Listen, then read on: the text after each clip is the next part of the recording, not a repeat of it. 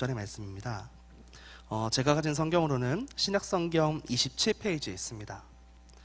마태복음 16장 13절에서 20절의 말씀을 우리가 계신 현장에서 한 목소리로 합독하여 올려드리도록 하겠습니다. 예수께서 빌립보 가이사랴 지방에 이르러 제자들에게 물어 이르시되 사람들이 인자를 누구라 하느냐? 이르되 더러는 세례 요한, 더러는 엘리야, 어떤 이는 예레미야나 선지자 중에 하나라 하나이다. 이르시되 너희는 나를 누구라 하느냐? 시몬 베드로가 대답하여 이르되 주는 그리스도시요 살아계신 하나님의 아들이시니이다. 예수께서 대답하여 이르시되 바요나 시몬아 내가 복이 있도다. 이는 내게 알게 한 이는 혈육이 아니요 하늘에 계신 내 아버지시니라. 또 내가 내게 이르노니 너는 베드로라. 내가 이 반석 위에 내 교회를 세우리니 음부의 권세가 이기지 못하리라.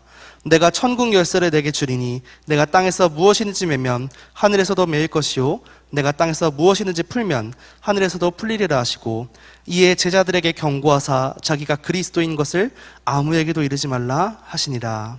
아멘. 너희는 나를 누구라 하느냐는 말씀으로 양성호 선생님께서 말씀 전해주시겠습니다.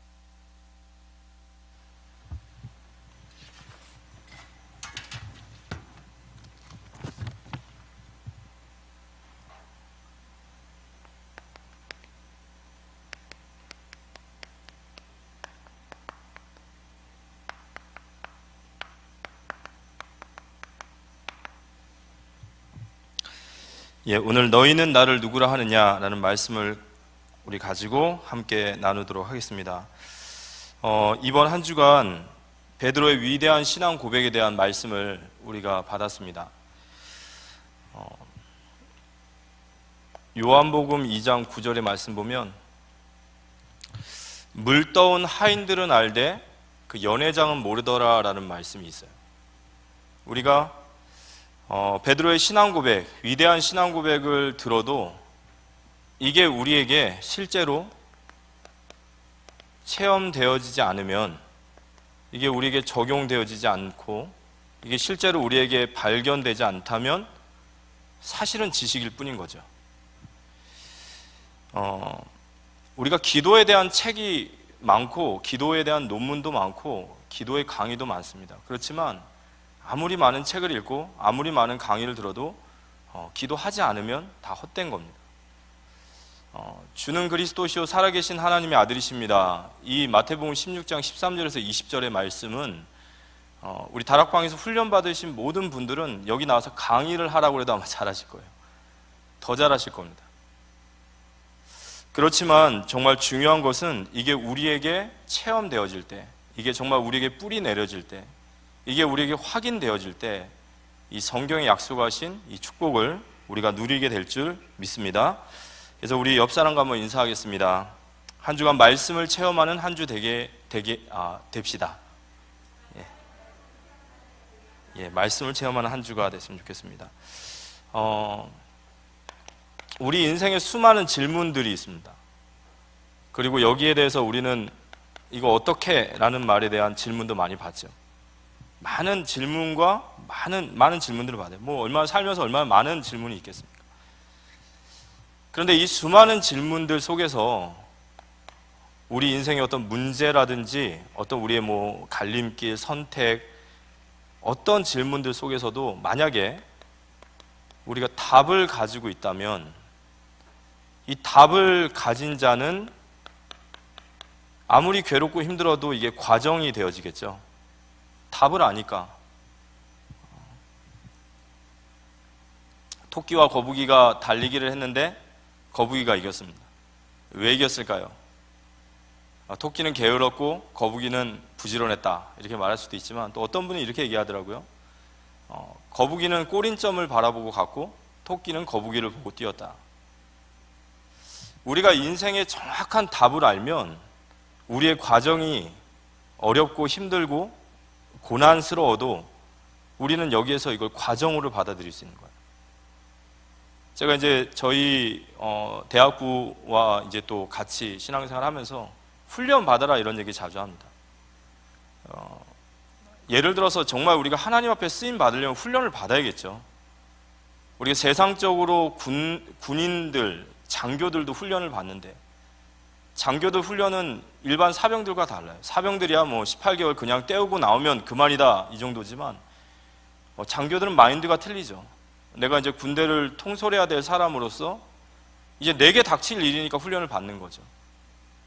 마찬가지입니다. 우리가 정말로 인생의 답을 안다면 우리가 많은 고난이 있지만 어려움도 있지만 우린 과정으로 받아들일 수 있다는 거예요. 그러니까 무너질 이유가 없는 겁니다. 그렇지만 이게 마지막에 가지지 않는 사람이라고 하면 어떻게 될까요? 그럼 방황하겠죠. 방황.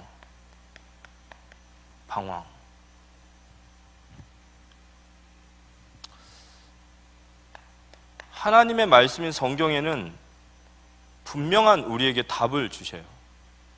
우리는 이걸 가지고 이렇게도 얘기합니다. 망가진 문제가 있다는 거예요. 우리 인생에. 근데 이 망가진 문제의 해답은 오직이다. 그러니까 여기에 이제 눈이 열린 사람들이 복음을 점점 깨달아가는 거겠죠. 에베소서 1장 10절에 보면 그리스도는 하늘에 있는 것들과 땅에 있는 것, 하늘에 있는 것이나 땅에 있는 것이나 다 그리스도 안에서 통일되게 하려 함이라 그래요. 통일. 이 통일이 무슨 말이냐? 남북 통일을 얘기하냐? 그게 아니고요. 이 통일이란 말이 이 헬라어로 아나 케팔레오라고 합니다. 이 아나 케팔레오라는 말은 아나라는 말은 다시라는 뜻이고 케팔레오는 머리라는 뜻이에요. 그러니까 머리가 다시 나타나다라는 뜻입니다. 그럼 머리가 다시 나타나다라는 말이 무슨 말이냐? 그리스도께서 이 땅에 오시기 전에 모든 만물은 머리 없는 존재와 같았어요. 그러니까 머리가 없으니까 좀비죠. 살아가야 될 이유도 없고 목적도 없고 방향도 없는 좀비 같은 인생을 살았는데 그리스도께서 이 땅에 오심으로 인해서 모든 만물의 이유를 찾은 거예요. 우리가 그리스도를 만나면 우리 인생의 완벽한 해답을 얻게 되실 줄 믿으시기 바랍니다. 그래서 인생이 방황하는 이유는 딱 하나예요. 복음을 몰라서 그렇습니다. 복음을 아는데 왜 인생이 계속 방황됩니까? 공사 중이고 또 복음을 체험해야 될 시간표겠죠. 그래서 우리가 위대한 베드로의 신앙 고백에 입 벌리고 침 흘릴 것이 아니라 이 신앙 고백이 우리의 신앙 고백 되어지는 한 주 되어지기를 기도합니다. 그래서 오늘 말씀을 잠깐 나누면요. 사자성어에 맹인 모상이라는 말이 있어요.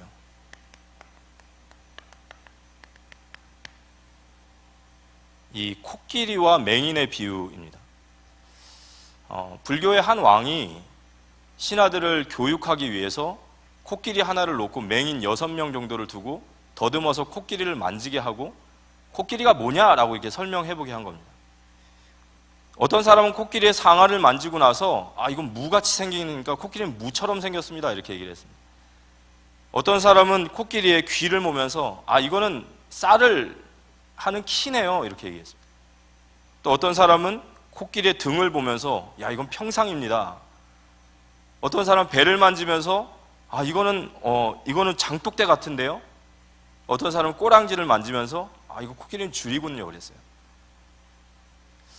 맹인 모상이라는 말은 무슨 말이냐면 내가 알고 있는 것이 다라고 생각을 하는 거죠. 전체를 보지 못하고 내가 알고 있는 것이 다라고 생각해서 결국에는 근본을 모르는 거예요.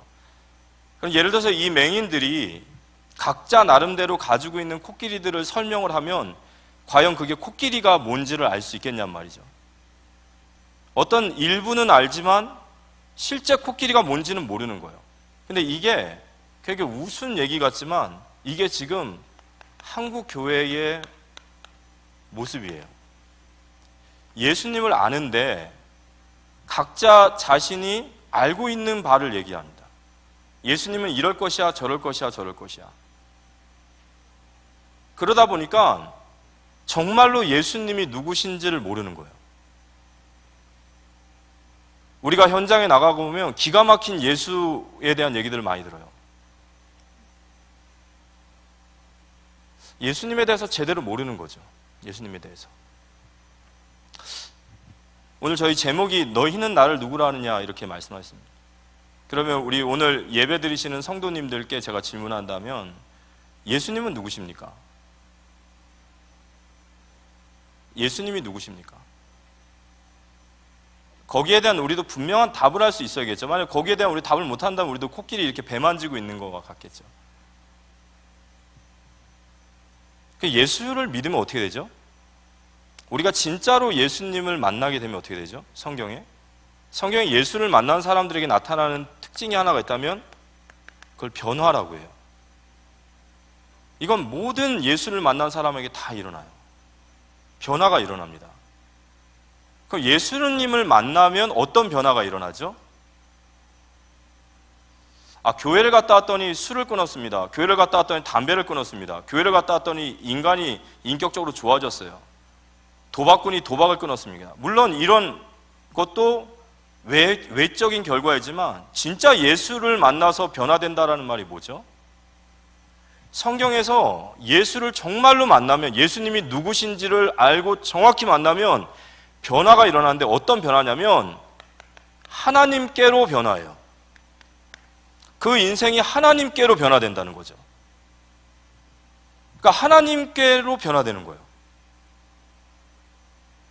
그게 무슨 말입니까?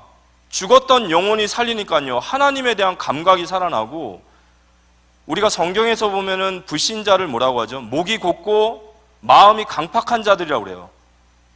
그런데 이 목이 곧고 강팍한 자들이 성령의 인치심을 받고 변화를 받으면 마음이 살과 같이 부드러워지는 거예요. 하나님에 대해서 열리기 시작하는 겁니다. 하나님에 대해서 열리기 시작해요. 하나님 말씀이 들려지기 시작하고, 마음이 달라지고 생각이 달라지고, 골로새서 3장 10절에 지식이 달라져요. 하나님 믿어져요.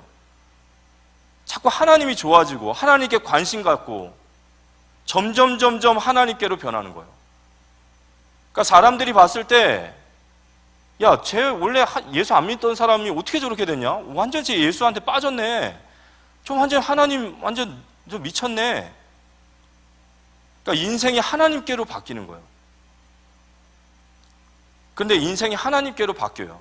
근데 이 변화가 얼마나 크냐면, 사람들은 이 하나님께로 변화되어진 사람을 보고, 이 변화를 보고 뭐라고 하냐면요, 거듭났다라고 그래요. 얼마나 이 변화가 정말 이 사람에게 파격적이냐, 이 인생이 바뀔 만큼의 역사가 얼마나 파격적이냐, 사람들이 거듭났다고 그래요. 야, 저거 완전히 사람이 새로워졌네? 그런데 저희가 잘 아시다시피 우리가 진짜 예수님을 만나고 인생이 변화되면 사람은 바라져요. 사람이 온전해집니다.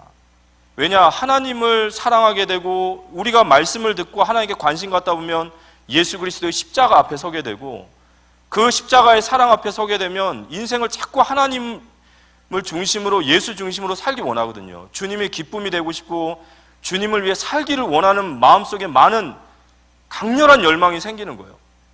그러다 보니까 하나님 말씀을 청종하고 하나님 말씀을 따라가려고 하는 거예요.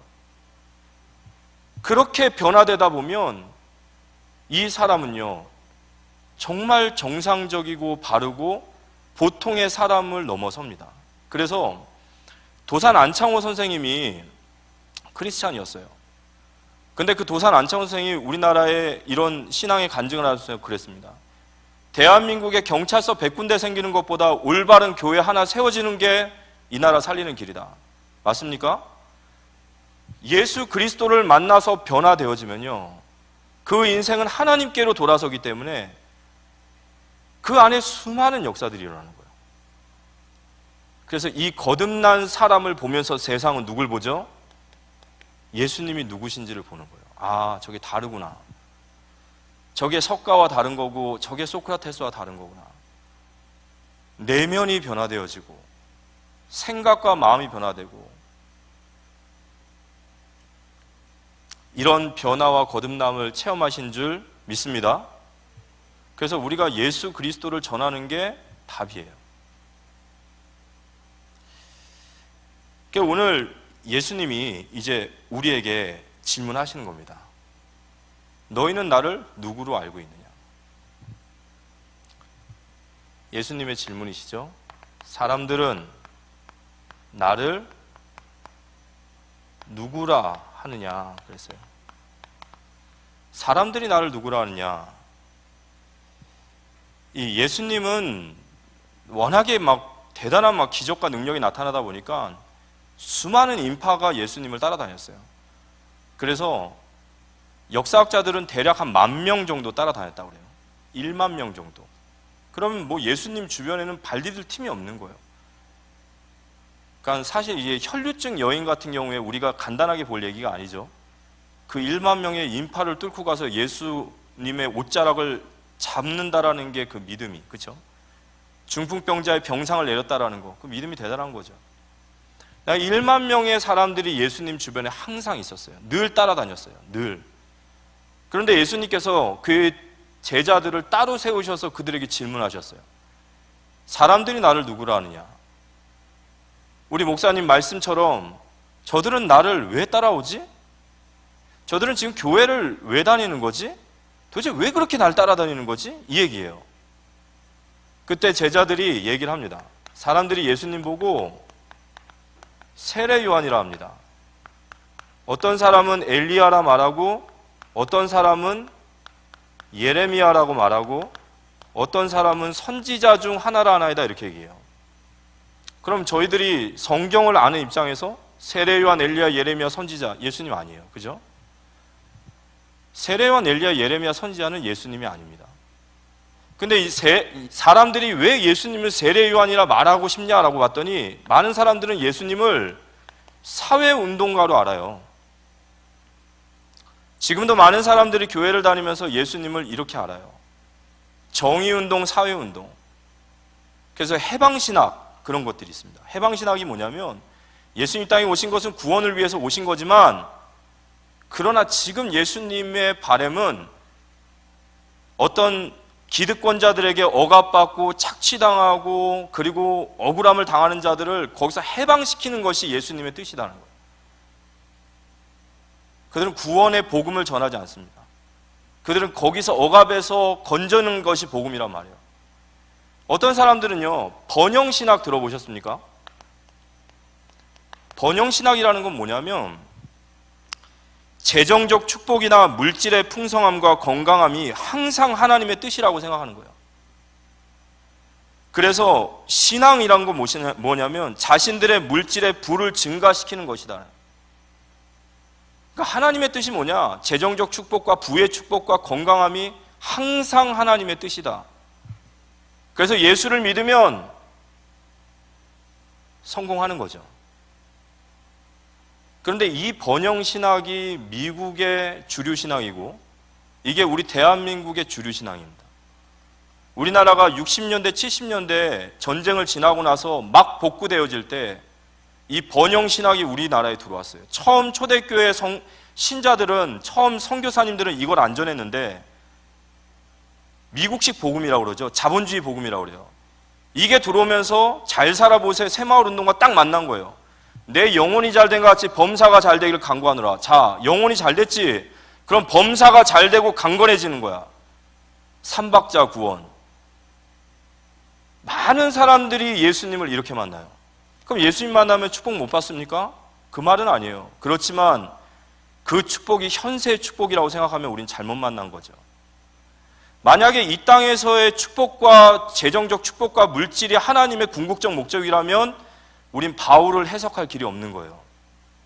우린 예수님에 대해서 말할 수 없는 거예요. 어떤 사람들은 엘리야라고 그럽니다. 엘리야 신비운동.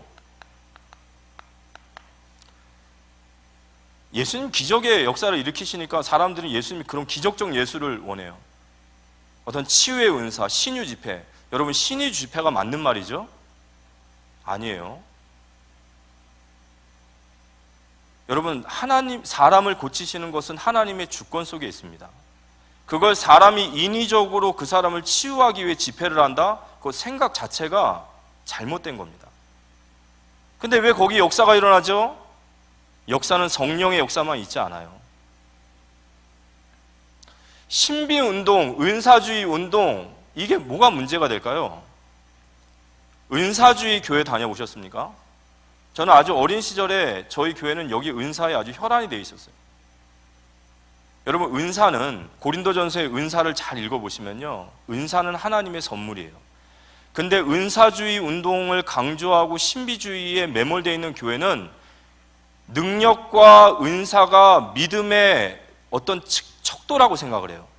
믿음이 좋을수록 능력이 많다. 그러다 보니까 교회 안에 어떤 게 있는지 아세요? 말은 안 하지만 시기심으로 가득 차 있어요. 저 권사님은 예언받고 방언하고 신유은사 했는데 나는 없어요. 그러니까 새벽에 뭘 기도하죠? 하나님 은사 주십시오라고. 걔도 방언하는데 너도 못하냐 했더니 막 방언을 연습을 시키고, 교회가 시기와 시기로 가득 차 있어요. 그래서 은사주의 운동 교회는 반드시 쪼개져요. 그리고요, 이 은사를 믿음의 척도로 보니까요, 신비한 능력이 나타나면요, 말은 안 하는데요, 교만이 하늘을 찔러요. 그래서 아무것도 안 보여요. 다 밑으로 보여요. 그래서 교회를 떠나죠, 그런 분들이. 그래서 이제 따로 차리는 거예요. 그게 지금 우리 기독교에 엄청나게 많습니다. 신비주의의 특징이 뭘까요? 사회운동의 특징이 뭐죠? 신비주의는요, 그런 능력과 역사만을 얘기하는 것이 아니라, 신비주의의 가장 핵심은, 신비주의는 절대로 하나님의 뜻을 구하지 않습니다. 절대 구하지 않아요. 무서울 정도예요. 하나님 기도에 응답하신다 했고, 그럼 하나님 나를 고치기 원하시고, 나는 기도하면 응답받는다라는 딱 공식을 가지고 붙어요. 어떤 사람이 예레미야라고 그러죠. 구제운동, 박해운동 등등 있습니다.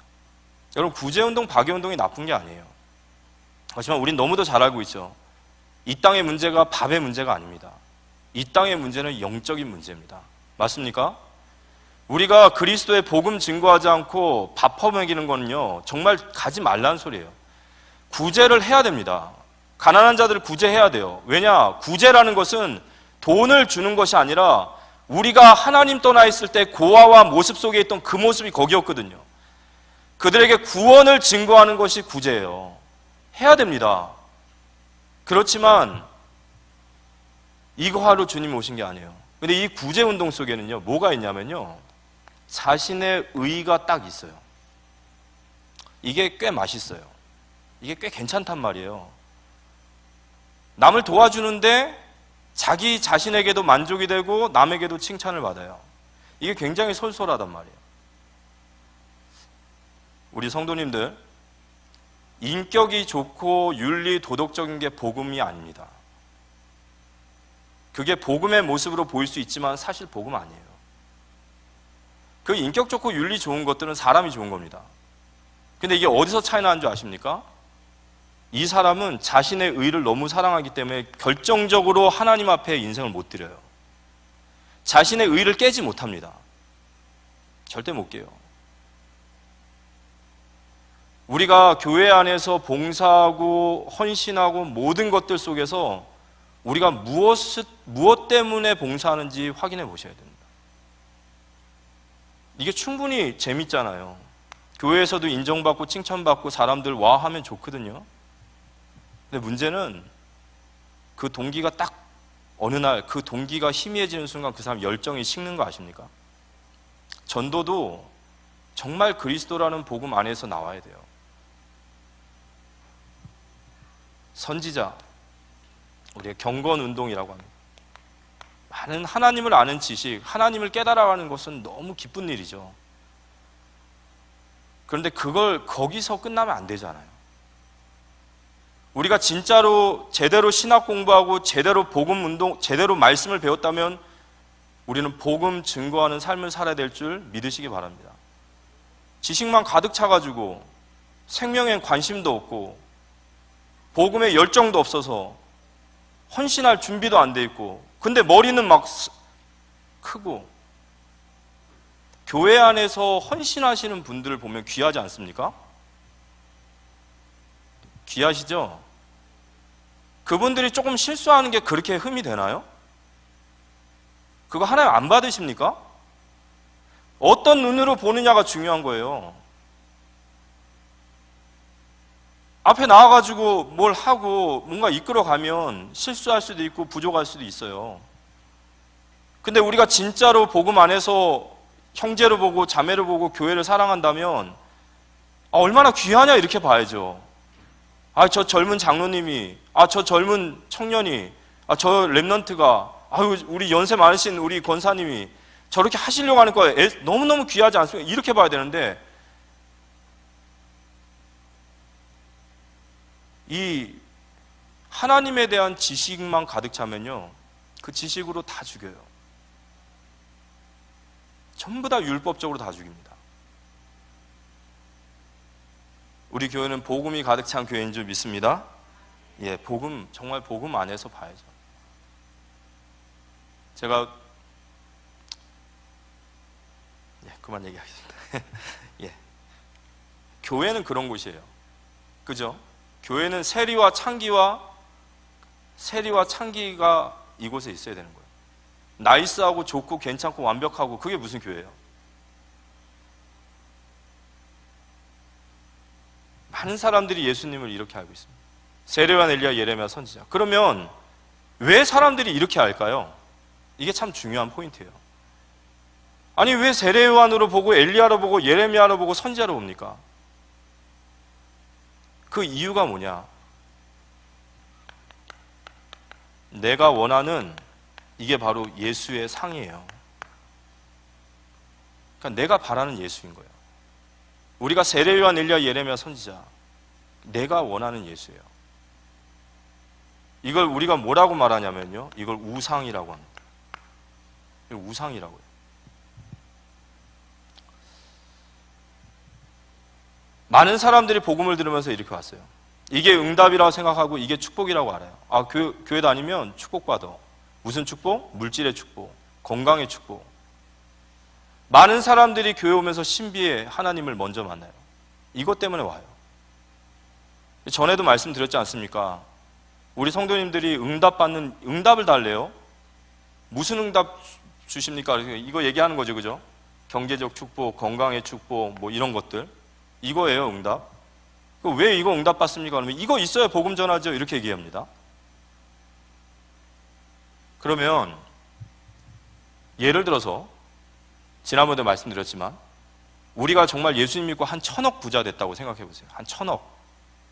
1,000억도 좀 그런가요? 한 1조 할까요? 한 10조 하죠, 10조. 100조 하겠습니다. 100조.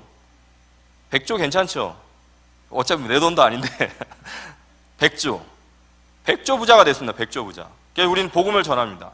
너 내가 누군지 알지? 내가 얼마나 찢어지게 가난하냐. 내 인생 정말 바닥을 치다가 내가 예수 만나서 100조를 벌었어. 너도 예수 만나봐. 웬만한 사람들은 다 예수 믿을 거예요. 그죠? 와, 그래? 그런데 그 복음을 가지고 저 삼성그룹의 유재용 회장한테 가서, 이건희 회장한테 가서 전해보세요. 회장님, 예수를 믿으면 100조 법니다. 그럼 그분 뭐라고 할까요? 원불교 다녀요. 야, 너는 예수 믿고 100조 벌었냐? 100조 있나요? 있겠죠. 나는 원불교 다녀도 1,000조, 10,000조가 있는데? 그럼 내가 더 낫네. 우리 가정에 아픈 사람이 있어요. 예수 믿고 나았어요. 너무 감사해요. 근데 우리가 예수를 그렇게 전해봐요. 야, 너 우리 가정에 우리 아이 알지? 우리 아이 그렇게 아프다가 예수 믿고 나았어. 하나님 기적의 하나님이야. 그 하나님 만나야 돼. 근데 진짜 안타까운 건요, 불신자 가정의 아이들이 더 건강한 거 아십니까? 불신자 가정의 아이들이 하버드를 가요. 제가 무슨 말씀드린지 아세요? 이건 복음이 아니에요. 이건 복음 없어도 다 하는 거예요. 그런데 문제는 세례 요한, 엘리야, 예레미야, 선지자, 복음 없어도 이 축복을 다 받을 수 있지만 절대로 안 되는 게 있단 말이에요. 그게 뭐죠? 이 사단이 안 꺾이는 거예요. 절대로 안 꺾이는 겁니다. 그리스도 외에는 사단이 꺾이지 않아요. 그리스도 외에는 이 죄로 말미암은 재앙을 막을 수 없고 지옥의 권세를 막을 수 없어요.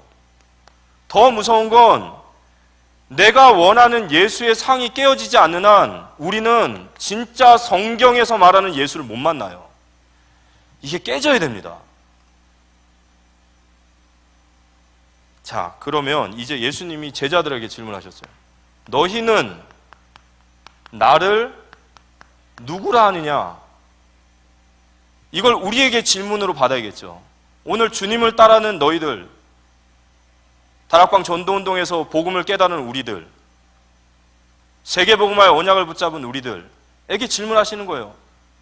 생뚱맞는 질문하는 거예요. 갑자기 신앙생활 20년 하고 다락방에서 훈련 다 받았는데 갑자기 우리한테 또 들이대시는 거예요. 너희는 나를 누구라 하느냐? 그때 베드로가 얘기합니다. 시몬 베드로가 이르시되 주는 그리스도시요 살아계신 하나님의 아들이시니다. 이렇게 하고 있어요.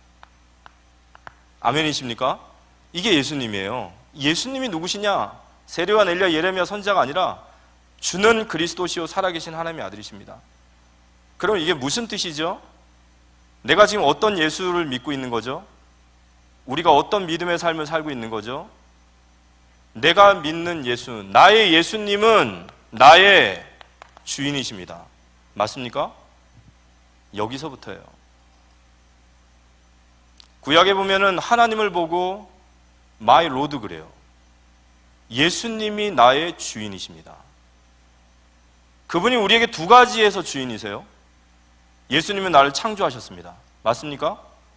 창조주 하나님이세요. 그리고 또 하나의 주인이 있어요. 뭐죠? 우리를 값으로 사셨어요. 그의 피값으로 우리를 사셨습니다. 고린도전서 6장 23절에 값으로 산 것이 되었으니 너희가 사람의 종이 되지 말라고 그랬어요. 맞습니까? 이 분필을 제가 이게 가게에 있었어요. 제가 이걸 한 10,000원의 분필을 샀습니다. 이거 누구 겁니까? 이건 제 겁니다. 이거 제 거예요. 성경에서 주님이 우리를 피값으로 사신 것을 믿으십니까? 그럼 우리가 누구 거예요? 우린 주님의 것이에요. 예수님을 주인으로 만나시는 은혜가 임하기를 기도합니다. 주인으로 만나야 되는 거예요. 그분은 우리의 비서가 아니에요. 그분 우리의 스폰서, 우리의 조수, 우리의 헬퍼 아니에요. 예수님은 나의 주인이십니다. 내 인생의 주인이시고 내 생명의 주인이시고 내 모든 주인이세요. 그게 예수님이세요.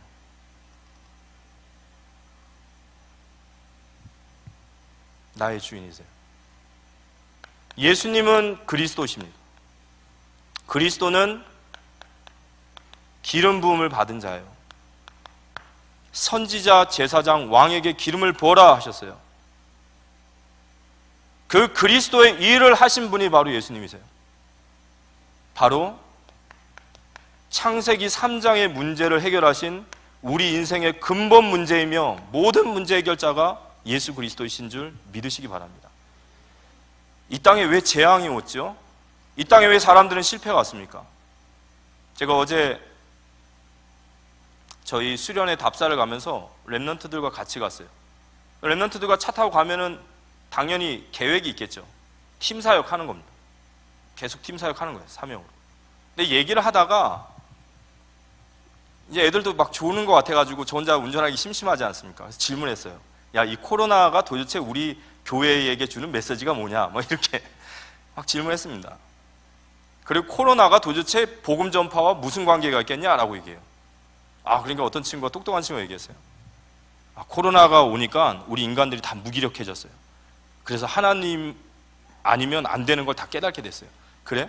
하나님 아니면 다 안 되는 거 깨달았는데 그게 왜 복음 전파와 연결되지? 뭐 때문에 예수 믿어야 되지? 그러니까 막 이제 머리를 막 굴리는데 알지만 잘 표현을 못하는 거죠. 이 땅에 코로나가 왜 왔죠? 죄. 이 땅의 모든 재앙과 저주와 실패는 하나님을 떠난 근본 문제로부터 시작됩니다. 맞습니까? 그 근본 문제, 하나님 떠난 문제, 죄 문제, 사단의 문제를 꺾으신 분이, 해결하신 분이 바로 그리스도세요. 그 예수 그리스도를 만날 때 창세기 3장의 문제에서 해방되는 거죠. 죄에서 해방됨으로 인해서 재앙과 저주에서 해방되고 지옥의 배경에서 해방되고 사단의 권세에서 해방되는 줄 믿으시기 바랍니다.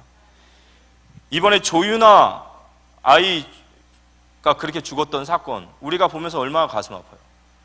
저도 자녀를 가진 입장에서 그 부모가 아이를 학대하다 죽였다, 그것도 아니잖아요.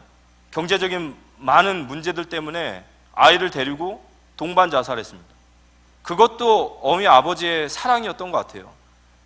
내가 두고 갈 아이를 생각하니까 참 안 되는 거죠. 마지막에 이렇게 아이를 업고 나온 거를 왜 그렇게 나왔냐 그랬더니 패널들이 얘기하더라고요. 뉴스 패널들이. 아마 이 부부가 이 길이 마지막이라는 것을 알았기 때문에 엄마가 그 아이를 얹고 갔을 거다. 그 아이가 초등학생인데 얼마나 무거웠겠어요. 어머니 심정으로 마지막 길에 아이를 안고 가고 싶었겠죠. 나중에 자동차에서 발견됐을 때 아버지는 운전석에 있었고 어머니와 딸은 뒷좌석에 있었어요. 우리가 그런 부분들을 보면서 세상 사람들 얘기해요. 인생을 잘못 살았다고 얘기합니다. 실패했다고 그래요. 선택 잘못했다고 그랬습니다. 근데 만약 우리가 교회가 거기까지만 얘기한다면 우리는 복음 모르는 거예요. 그게 인생 실패한 겁니까? 그게 인생 선택 잘못한 거예요? 그걸 영적 문제라는 것을 우리는 믿습니다. 그게 영적 문제라는 거예요. 그게 창세기 3장에 잡혀 있는 거예요. 만약에 그 가정에 누가 복음을 전했다면 그 가정 그렇게 끝나지 않습니다. 맞습니까? 그 가정이 진짜 예수 그리스도를 만났다면 그 가정 결말이 그렇게 안 난단 말이에요. 우리도 다 복음 받을 때 그때 받았잖아요. 우리도 어떤 상황에서 복음 받았습니까? 인생 최악의 상황에서 복음 받았어요. 그렇지만 예수가 그리스도시라는 사실 때문에 우리는 거기서부터 시작해서 지금 우리의 모습에 서 있는 줄 믿으시기 바랍니다. 이 땅에 그리스도의 복음 외에는 창세기 3장의 문제를 끝낼 수 없어요. 그리스도 만났을 때 모든 인생의 문제는 끝난 줄 믿으시기 바랍니다. 우리에게도 문제가 문제 아닌 거예요. 우리의 모든 죄를 사하여 주셨기 때문에 우리에게 하나님의 더 크신 계획이 있음을 고백하시기 바랍니다. 그리고 그분은 누구십니까? 살아계신 하나님의 아들이십니다. 유대인들이 이걸 몰랐던 거예요. 그래서 예수님한테 기껏 뒤집어 씌운 게 뭐죠? 신성모독이다 그랬어요. 예수님은 하나님이십니다.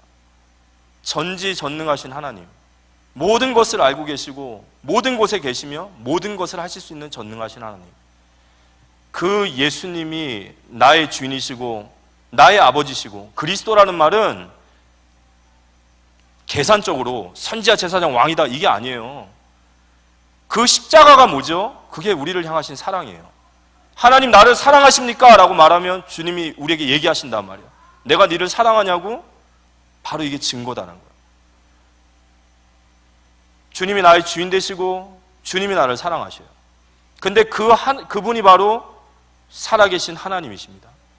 진짜 이분이 하나님 되심을 인정하고 그분이 살아계심을 인정한다면 우리 그분께 염려를 맡길 수 있는 거예요. 진짜 예수님 만난 사람은요, 소망을 품게 됩니다. 왜냐? 나는 아니지만 하나님은 하실 수 있습니다. 예수님 만난 사람은 인생에 기대감이 생겨요. 예수님 만난 사람은 아무리 어려워도 참을 수 있어요. 인내할 수 있습니다. 진짜 하나님을 만난 사람은 이런 응답받을 줄 믿으시기 바랍니다. 저도 제 인생의 무거운 짐을 그리스도 앞에 내려놨습니다. 얼마나 눌려 살았는지 몰라요. 얼마나 하루하루가 힘들고 고통스럽고 지옥 같았는지 몰라요. 얼마 전에 뉴스를 보니까 60대 어머니가 20대 딸을 죽였어요. 그 20대 딸이 자폐예요. 연애를 해가지고 아이를 낳았는데 아이가 자폐아이로 태어났어요. 20년을 아이를 키운 거예요. 그러다 보니까 이 어머니가 병들었어요. 암이 걸렸습니다. 암 수술을 받고 항암 치료를 받는데요, 정신적으로 시달리기 시작하는 거예요. 엄마가 조현병, 우울증, 그 약을 먹으면서 그 딸을 키우니까 그게 되겠습니까? 그러면서 뉴스에 뭐라고 했냐면, 이 땅의 모든 자폐아의 부모들, 발달장애 부모들은 자식보다 하루 더 살고 싶은 기도를 가지고 있대요. 누가 안 가르쳐줘도 다 그래요. 그 지옥이에요. 어떻게 나올 수 있죠? 이 땅에 누가 소망이 될 수 있습니까? 오직 예수 그리스도만이 우리 인생의 소망인 줄 믿으시기 바랍니다. 그리스도 만나야 사는 거예요. 우리가 정말로 예수님을 주는 그리스도시요 살아계신 하나님의 아들이심을 정말로 고백할 때 주님이 우리에게 세 가지 응답을 말씀하셨어요. 우리에게 나타나야 될 응답입니다. 이거 아니고요.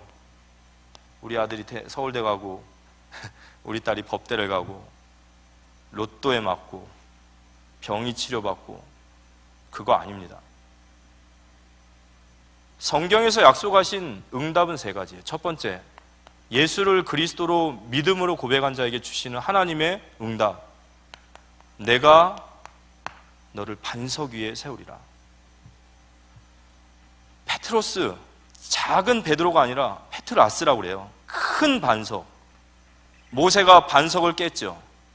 고린도전서 10장에 보면 그 반석이 바로 곧 예수 그리스도라.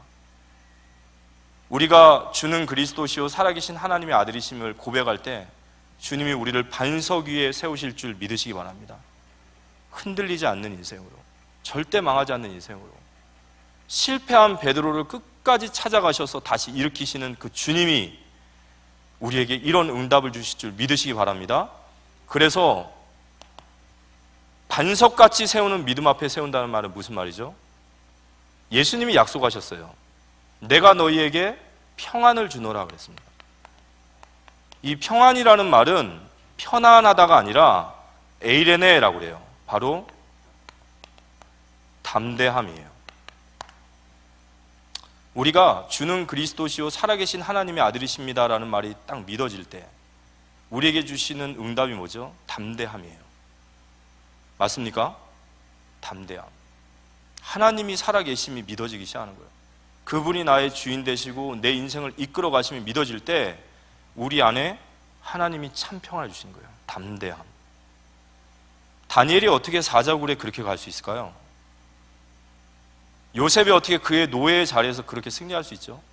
이게 하나님이 하나님의 자녀들에게 부어시는 세상이 없는 응답이에요. 담대함. 불신자들이 우리를 봤을 때 이게 증거예요. 불신자들은요, 이거 다 가지고 있어요. 다 가지고 있는데도 재앙과 고통 가운데 죽어가요. 시달려요. 근데 예수 믿는 사람은 가진 게 예수밖에 없는데 더 상황도 안 좋고 더 모든 환경도 안 좋은데 그에게 믿음이 있어요. 그러다 보니까 늘 소망이 있고 기대가 있고 힘이 있는 거예요. 그럼 어느 날 물어보겠죠, 불신자가. 하나님의 시간표 속에. 야, 너가 가지고 있는 도대체 그 비밀이 뭐냐? 야, 나는 너보다 많은 걸 갖고 건강하고 내 자식도 다 잘 되는데 나는 이렇게 시달리고 힘들고 인생이 살아야 될 목적이 없는데 야, 너는 뭐 때문에 그렇게 얼굴이 늘 밝고 늘 그렇게 기쁘고 소망이 있냐? 라고 질문할 거예요. 그때 우리가 뭐 얘기해야 되죠? 진짜 알고 싶냐? 진짜 우리 예수 그리스도 이분 만나보라는 거죠. 우리에게 참 응답의 축복을 받으시기 바랍니다. 우리가 그리스도 고백할 때 하나님 나에게 담대함을 주시고 그때 하나님 주신 두 번째 축복이 뭐죠? 음부의 권세가 너를 이기지 못하리라. 음부의 권세가 뭡니까? 사단의 권세예요. 우리가 그리스도를 고백할 때마다 그리스도 앞에 설 때마다 이 음부의 권세가 무너지는 줄 믿으시기 바랍니다. 마태복음 12장 28절 29절 먼저 강한 자를 결박하지 아니하곤 그 집에 세간을 늑탈할 수 없다고 그랬어요. 우리가 그리스도 고백할 때 음부의 권세가 꺾이는 줄 믿으시기 바랍니다. 그런데 이 말 속에는 또 다른 의미도 있어요. 우리가 그리스도를 고백할 때 음부의 권세가 무너지는 것도 맞아요. 하지만 음부의 권세는 이미 꺾인 줄 믿으시기 바랍니다.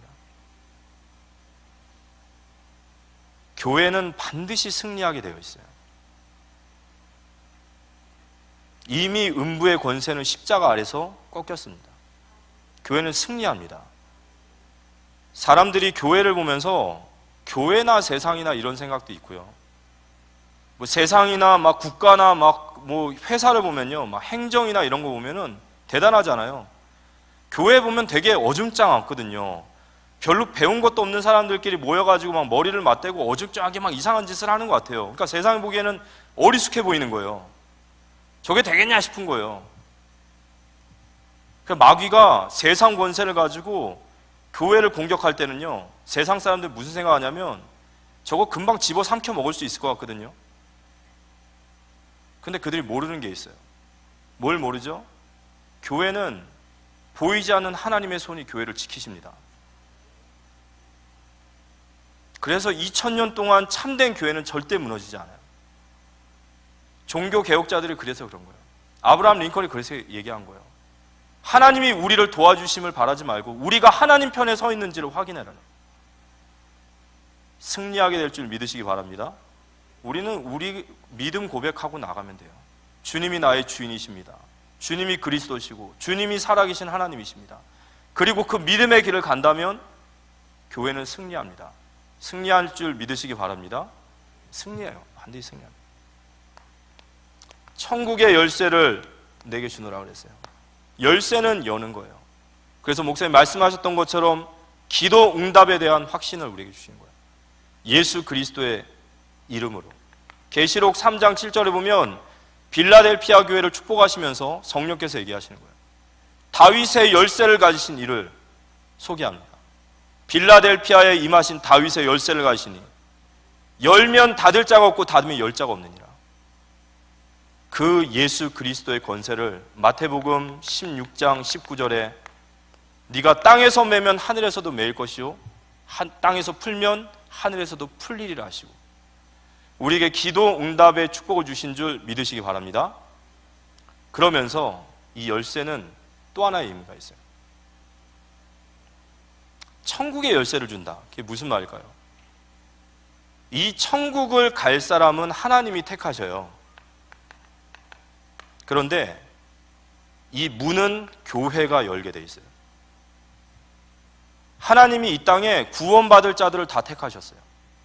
근데 그들에게 천국 문을 누가 엽니까? 교회. 그게 바로 우리의 사명입니다. 복음 전파의 사명. 이 땅에 어떤 기관도 어떤 누구에게도 이걸 맡기지 않으셨어요. 하나님의 나라의 완성을 교회에게 맡기신 줄 믿으시기 바랍니다. 이게 우리의 사명이죠. 그래서 진정으로 그리스도를 만난 인생은 인생의 방황이 끝나는 거예요.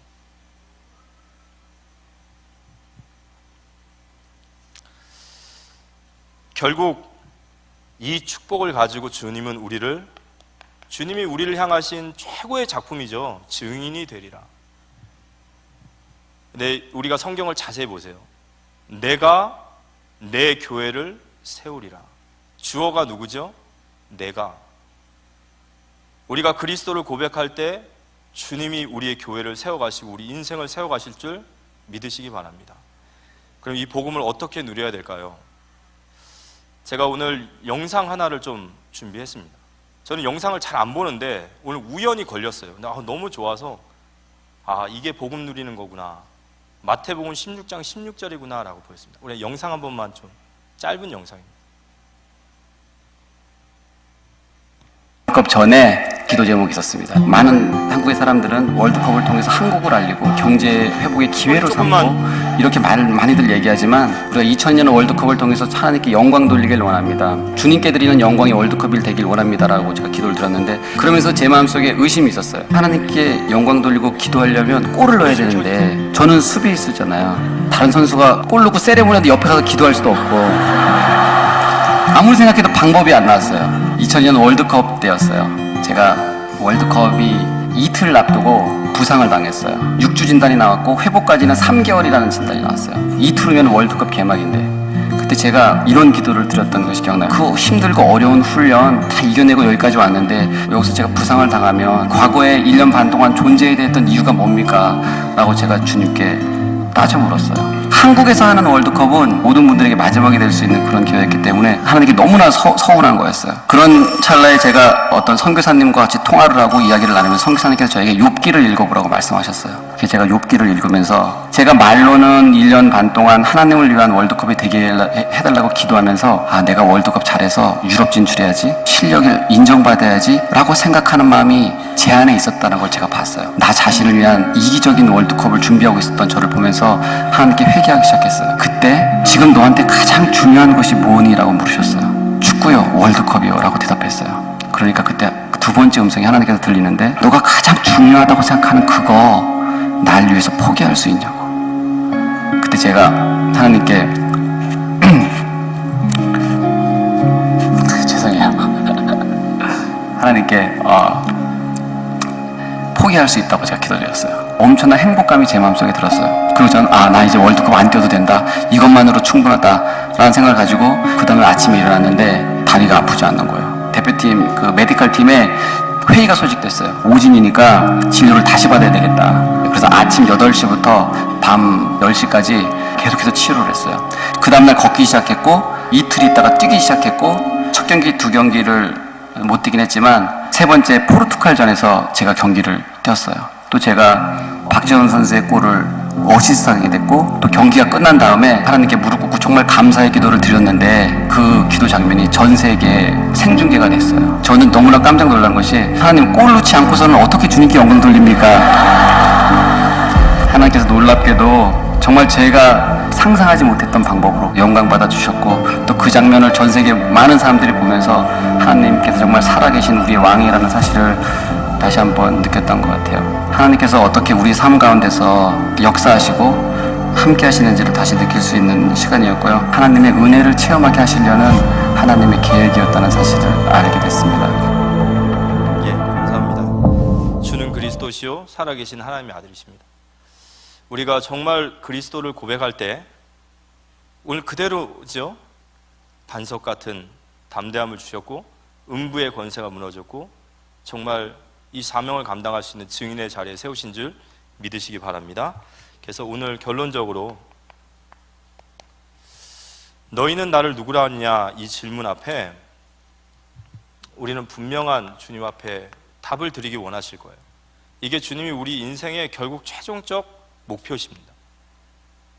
그리스도 안에 완전함을 누리고 그 부요를 누리고 그 속에 증인되는 삶을 살기를 원하실 겁니다.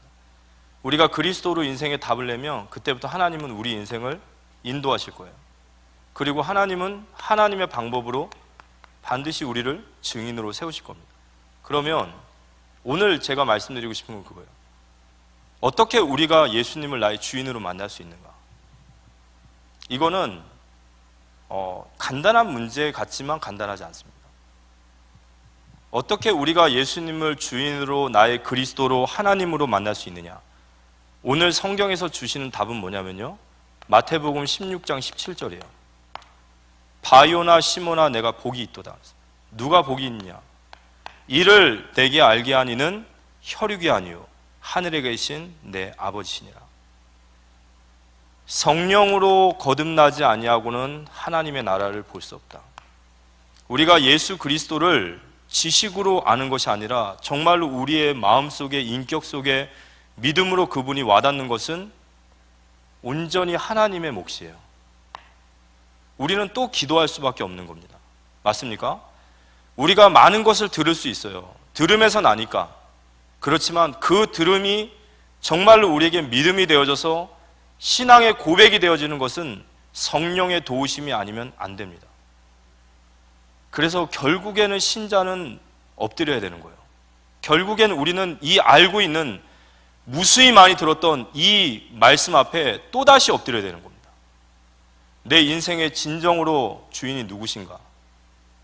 나는 매 순간, 매 사건, 모든 일 속에서 정말 그분을 나의 주인으로 인정하고 살고 있는가? 아니면 내 멋대로, 제 멋대로, 내 원하는 대로 여전히 내 체질대로 살고 있는가? 정말로 우리 인생에 그리스도가 맞는가? 나의 하나님 되시는가? 매 순간, 매 사건마다 정말 복음이 우리에게 각인되고 뿌리되고 체질되어지는 은혜가 임하기를 기도합니다. 모든 기도보다 이것이 가장 중요하고 진실된 기도인 것 같아요. 이거 해주세요, 저거 해주세요, 저거 해주세요. 진짜 신자라면 이 기도가 돼야 되는 거예요. 정말로 우리가 그리스도를 깨닫고 그리스도 앞에 설 때 하나님 그때부터 우리의 인생을 되어지는 축복을 주실 줄 믿으시기 바랍니다. 마태복음 16장 18절에 나와 있어요. 내가 내 교회를 내가 세우리라. 내 교회예요. 우리는 주님의 것입니다. 주님이 우리를 세워가실 줄 믿으시기 바랍니다. 그래서 결론적으로 하나님의 계획은 딱 하나예요. 지금 우리에게 있는 모든 일과 사건 속에 하나님의 계획은 딱 하나입니다. 그게 뭐냐면요, 하나님은 결국 우리에게 이걸 원하시는 거예요. 이 그리스도를 체험하기 원하시는 거예요. 체험이 되기 원하시는 거예요. 아까 우리 이영표 선수가 하나님의 역사하심을 체험했습니다 이렇게 얘기해요. 이분이 다락방 훈련을 받은 분은 아닐 거예요. 그렇지만 우리가 온전히 하나님을 믿고 하나님께 나아가는 자는 결국 여기에 서게 돼 있어요. 주님의 계획은 우리를 문제 가운데, 사건 가운데, 우리가 부족하고 또는 우리가 시험 들고 우리의 많은 부분이 있지만 결국 그 일을 통해서 우리를 다시 복음을 체험하기 원하시는 줄 믿으시기 바랍니다. 그래서 우리를 그리스도 체험하는 그런 우리 귀한 한 주가 되어야 되겠고요. 그래서 우리의 목적은 올바른 신앙 고백이겠죠. 정말 우리 인생의 매 순간마다 정말 예수님을 나의 주인으로, 주인이 누구신지, 내가 주인의 자리에 앉고 있는지, 우리가 저 자리에 앉아있으면, 그래서 저 자리에 앉아있으면 우리의 인생이 힘든 거예요. 그리고 저 자리에 앉아있기 때문에 우리가 실패하는 거예요. 우리는 너무도 많이 들었지만 올바른 신앙 고백할 수 있도록, 그래서 그 올바른 신앙 고백 위에 하나님은 정말 재창조의 역사인 증인의 자리에 우리를 세우실 줄 믿으시기 바랍니다. 그래서 이게 우리의 인생의 답입니다. 어떻게 라는 것의 답이겠죠. 주는 그리스도시요 살아계신 하나님의 아들이십니다 라고 믿음을 고백할 때 주님은 우리에게 길을 보이시고, 우리는 그 길을 따라간다면 주님께서 우리를 증거 있는 증인의 자리에 세우실 줄 믿으시기 바랍니다. 한 주간 말씀이 성취되어짐을 확인하는 우리 모두가 되어주시기를 예수님의 이름으로 기도합니다. 우리 잠깐 함께 찬양 드리신 후에 우리 기도하는 시간 갖도록 하겠습니다. 우리 예수는 그리스도 우리 찬양하겠습니다.